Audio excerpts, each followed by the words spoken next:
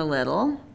Ed's 3 years older than I was, and I was still kind of skeptical. I had a cousin that lived down a couple houses down, and she was a year older than I was, and Fawn. And so Ed was always telling us that he was an alien, and I go, well, if you're an alien, then how did you get born by mommy? And he goes, oh, it was an accident or something like that. And, That was true. And then I kind of was skeptical, and I didn't believe the story. Fawn believed it, hook, line, and sinker, but I was little, and so finally he had proof that there was a circular patch of hay on the back hill that had turned brown and was like shorter than the rest of the hay. And so he said that's where he had his spaceship sunk, and that he went out every night to go get parts. And, since he couldn't buy parts for his spaceship, he had to make them from scratch. It was taking a really long time, and that's why it was taking so many years to try to, put the spaceship and make it. And he said he'd finally got it to the point where he could fly it around in the sky in our atmosphere, but he couldn't take it out into outer space yet. So he said, if you'd like, I'll take you up tonight if you come out at midnight and meet me up on the back hill there, and we'll go, I'll take you out on my spaceship and we'll fly around.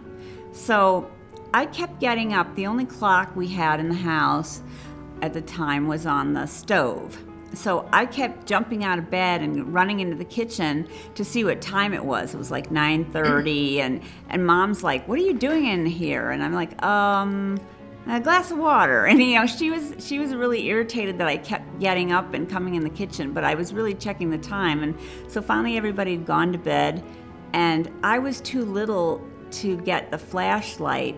It was on the very top shelf of the top cabinet. So I had to move a kitchen chair to the cabinet, climb on the kitchen chair onto the countertop, and reach as high as I could reach to get the flashlight down off the top shelf. And so I climbed back down, back on the chair, went to the back door, and I shined the flashlight out the back door.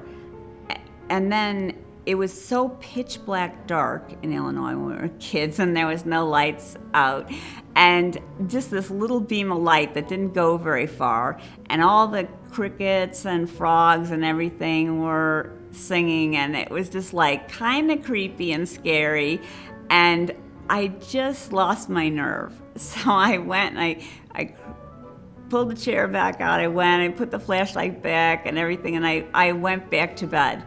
And then the next morning, Ed's like, I waited for you for a long time and you never showed. And so I go, well, I just was, we have to do it another time. He's like, oh, no, I'm too busy working on the spaceship. I can't do it another time. And then what I should have done is gone to Ed's bedroom, and then I would have found him sound asleep. It's like, wow. But instead, I'd taken his word that he's out flying around in a spaceship and he was going to take me on a ride. If I had gone up to the back hill at the time, I was so little, I couldn't really, even in the day, walk back up there all by myself. And it's like that would have been a huge trek. And so to do it in the pitch black dark of night with a little flashlight. Why are all our stories about Ed? There's no stories about us. It's Ed chasing the babysitter with a knife. It's Ed climbing out the window. He was justified. That was justifiable. Threatened homicide. It's Ed using the sterling silver to dig holes in the backyard. It's Ed making plaster of Paris in the blender. Mrs. Draper was our babysitter, and she was an older lady, and she had no teeth. And so every time she came to babysit us, she had to have tomato soup and a straw that she would drink the tomato soup through the straw.